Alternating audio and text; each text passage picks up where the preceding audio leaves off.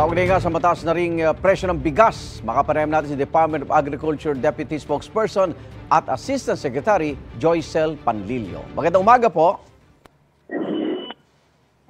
Magandang umaga po, Kaidan. Opo. At sa inyo pong mga tagapakinig at mga nanonood po sa inyo. Magandang umaga po. Sa komite, ang hinala po ng mga kongresista, may sabwatan daw na nangyayari kaya hindi natin maibaba ang presyo ng bigas. Ano na po mga impormasyong hawak ng DA ngayon?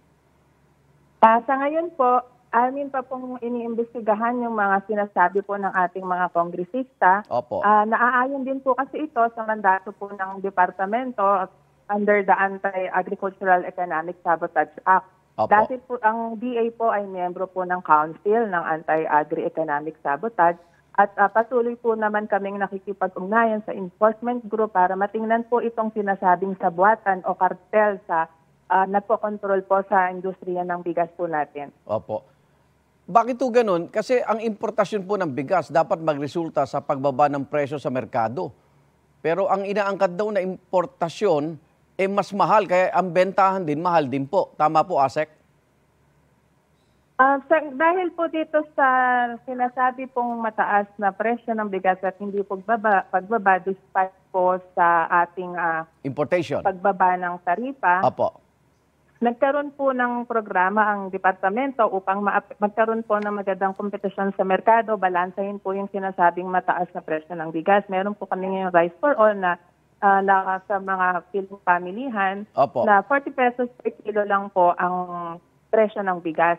At Okay. isa pa po dito, Kaigan, depende rin po kasi sa ating mga consumers kung ano po ang bigas na kanilang bibilhin. Opo. Ang aming pong programa ay para bigyan po ang ating mga consumers ng option Opo. para po makapili ng may murang bigas, 40 pesos po, at meron din po tayong tinatawag na P29 na bigas na available din po ito sa kadiwa ng Pangulo. Source Okay. po natin ito sa Metro Manila at ilang piling lugar po sa region sa Laguna area po. Opo. Pero kung hindi po bababa yung presyo ng bigas, ire-recommenda ba ng DA na bawiin na yung nabanggit yung tariff cut sa imported na bigas?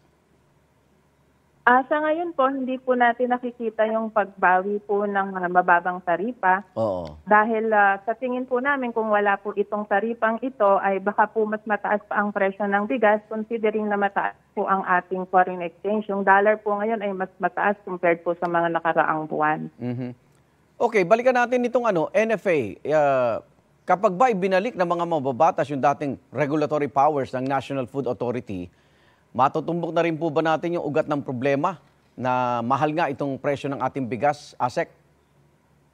Makakatulong po ang pagbabalik nitong regulatory function or power po ng ating NFA dahil makikita po natin kung may mga mapagsamantala po tayong nagbebenta ng bigas o mga traders ay Opo. pwede pong bawiin ang kanilang lisensya Mhm. sa pag-angkat ng bigas o pagbebenta po ng bigas.